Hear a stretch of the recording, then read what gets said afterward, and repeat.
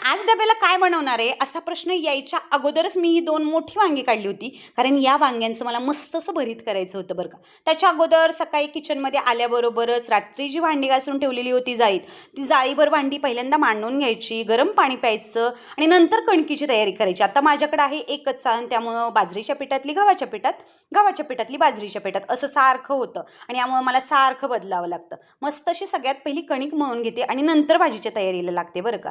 त्याच्या अगोदरच हे जातात, त्यांच्यासाठी चहा दिला आणि मग लागली भरताच्या तयारीला. आता भरतासाठी वांग्यांना काप केले, त्याच्यामध्ये लसणाच्या कुड्या घातल्या, छान असं तेल लावून घेतलं आणि मग वांगे भाजत ठेवली गॅसवरती. वांगी भाजल्यानंतर त्याची व्यवस्थित सालं काढून घेतली आणि छान असे चाकूने त्याला कट केलं, छान असं मॅश केलं.